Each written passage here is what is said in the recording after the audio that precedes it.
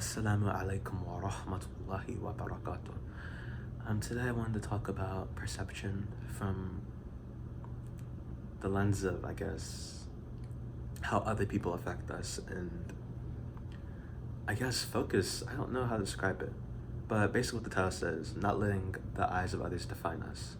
Because I feel like as people, that's something that's like innately part of us. Like as children, we come home from school and we bring our drawings and whatever we made in like our arts and crafts class and we show it to our parents. It's like the most horrible thing, but you don't know it because you're a kid, and you bring it up to your mom or father and you hold it out to them for them to like decide your fate, I guess, in a sense. But you don't really think about it like that. You just want someone else to understand and appreciate what you did. And they could react really horribly if they're like your bad parents and they're like, what is this? And like smack it out of your hand or something. And that'll negatively affect you. Or they'll be nice about it and you'll feel loved. And this interaction, I guess, or this idea of interaction of like you bringing something up and having the world see it is something that I feel like as a repetition that we see throughout a lot of our lives, that I guess centerpiece of where we begin as people and where we're defined expands outward as we get older, and it goes from that view of from our parents to the view from the children of the playground to your peers in high school and so on. And every time in our lives it's the same exact thing really, bringing that little drawing up to your parents in a different form, except it's your haircut, it's how you're dressing, it's the way you're talking, and it's the way you're coming off, it's the way you're standing and walking and sitting, it's what you're in tune with, it's the groups you hang out with, and it's all a lot more superficial and petty, but in some way that's just how a lot of us are, especially in, I guess, a Western society where our society sort of built on materialism. You'll find that a lot of people look towards very materialistic things to justify and understand themselves. And this idea of beauty, in a sense, because that's all it really is. It's the idea of what is good. And we're deciding what is good based off of someone else. And when you give all that power into the hands of someone else, it's never going to end well for you. Because, wallahi, it's just, you become so, what's the word? You become so reactive, I guess, to things. And when you become that reactive and that easily influenced by others, it can lead you to very negative paths and towards a lot of places and things that you should never be at, because this is what's right and this is what's cool to you. And you see that a lot in our society, where you see a lot of people that are raised in like really good households, but the people that they hang around and the environments that they're in encourage the opposite. So you could grow up from a good Muslim background in a house of Islam and things could have been really perfect, but the society you're in encourages things like vaping and music, etc., and dating and haram relationships and all sorts of things. And you'll find that that is where people will end up regardless of what their parents did, because that was just the culture and environment that they were put upon, and that was what was considered good to them or their peers. Because in a sense we're all just trying to get our parents to smile at our drawing and accept us. And acceptance, it's really not our fault. Like I was saying, I feel like as humans we really want to be understood and we want to be seen and we want to be heard for ourselves. And when we're not doing that, it's really isolating to, I guess, live without that.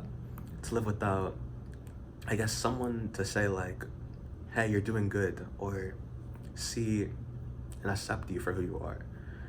Because we live in herds, we're gregarious, I think that's the word, gregarious. I might pronounce that horribly wrong. But we move in groups, we want companionship and company, and it can be the most isolating thing to live without that. And sometimes that's just what you have to do, though, as a Muslim, especially in a society like America or Britain, etc., a Western country, a non-Muslim country. Sometimes you're just going to have to be alone, and it sucks. It sucks so horribly. Even as a non-Muslim, I wasn't really the type of person to do those things. I was sort of a pick-me. I really wanted other people to get me, and I wanted to be seen, and I understood myself. The same thing that I talked about, the same exact concept where I really understood myself and would begin to understand myself through others. So I would see what's good in other people, and I would want that for myself. But I was never envious. It was just the way I wanted to live. It was like an ideal life in a sense. So I never really fitted in before I was a Muslim. I was very, it was very much just a loner in high school for the most part. Until I became Muslim. After that, I found a lot of people who do that. But before that, I was very much just by myself 24/7. And it was never by choice. It was never something that I was fond of. In fact, I just hated it so much. I couldn't really stand it because I just really wanted to like live how other people were. I really just wanted to be normal.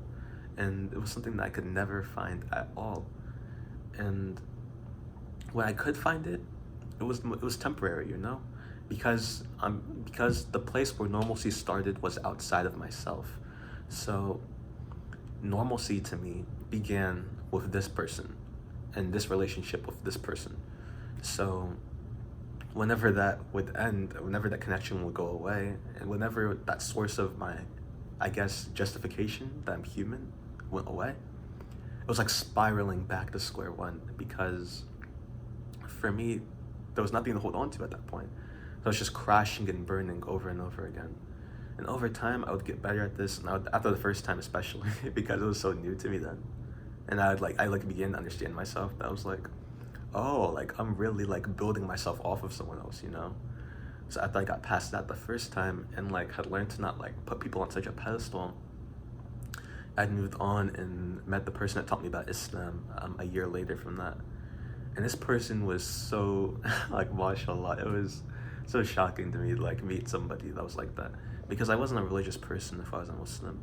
And seeing like someone that was like that like upon their religion, it's like they really represent the values of Islam. And that was like so interesting to me, because even when I would see Christians that were religious, it was always like a strange vibe, you know? No offense to anyone, if there is a Christian watching, there's no offense, you know? But it was always a strange vibe to me. But it seemed like more so that when I met this Muslim, this was a person that was a Muslim, and that was who they were. It was a part of their beliefs, but it influenced everything that they did. But it was different, you know? It wasn't like they were brainwashed, I guess. I talk for a lot. I don't mean to be rude to anybody, but like, it wasn't like they were brainwashed. It was just who they were. So meeting this person and getting to know this person was a very interesting thing. And that was really what inspired me a lot to like just begin to like read into Islam, understand everything. And that person has sort of become like the model Muslim for me. Like if there was anyone that was like close with Allah in my school, it was like that person. So I would come to them with any questions I had about Islam, and they're like, I began to do the same thing again.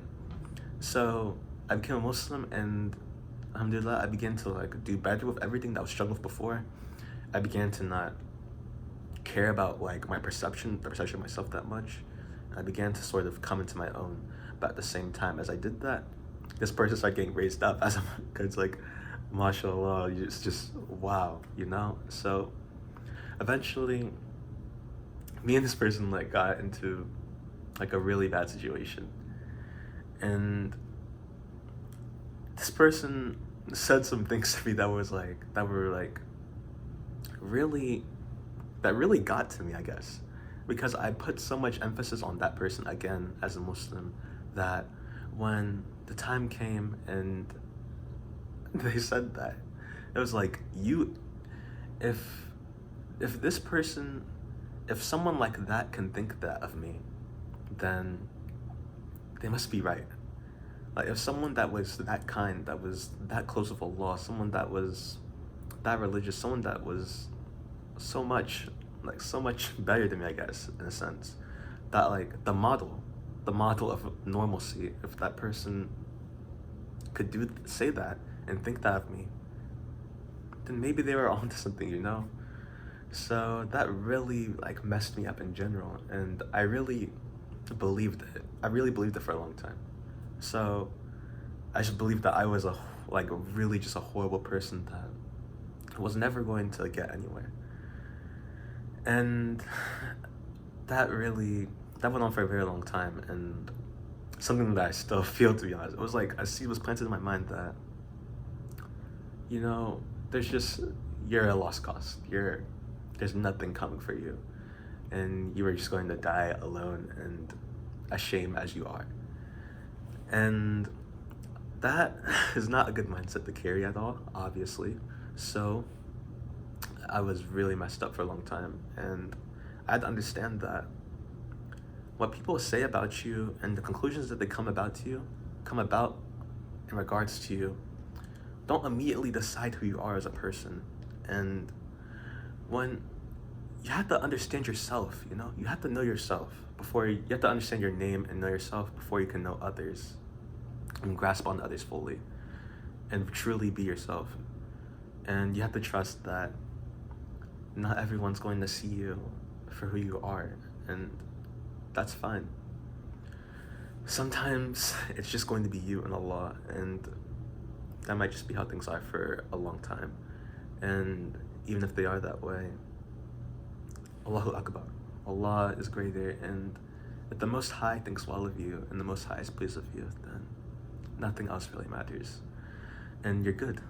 So I feel like if we can begin to understand that and begin to find normalcy in Islam and what we do, instead of associating it with a specific person in our lives or how people perceive us, like our goals, for example, like even if we have high goals, we should try not to be very loud about them and what we're doing in life, and try to focus on where it's going to get you in the end, and if it's going to bring you closer to Allah and how beneficial it is to you in that sense. So I feel like by understanding these things and trying to see yourself for who you are and understanding what you can be and how Allah sees you, because Allah knows you better than you know yourself, and Allah knows you as your best self that you will ever be. So by knowing Allah and knowing yourself and knowing what you can be, I feel like you can find beauty there, and that's where beauty starts, because no one can decide who you are but yourself. No one can tell you you are garbage and you're garbage.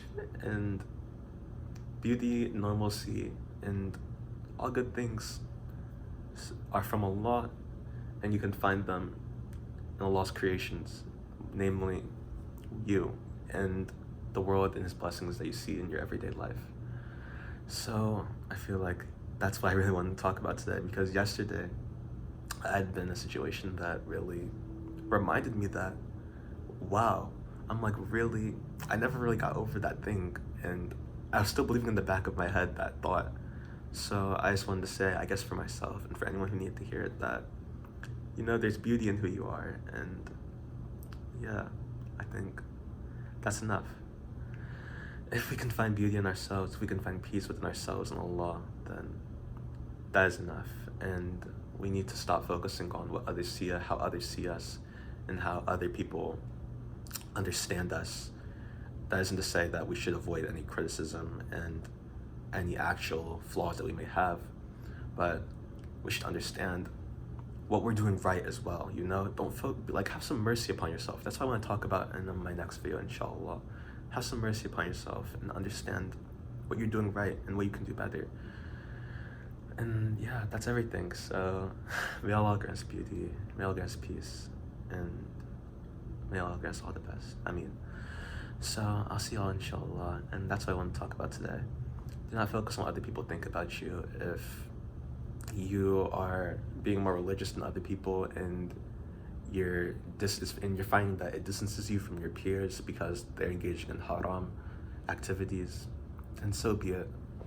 May Allah guide them. That's all you can really say. You can try to warn them, etc. But if people are going to distance themselves from you because of your Islam, then it doesn't matter.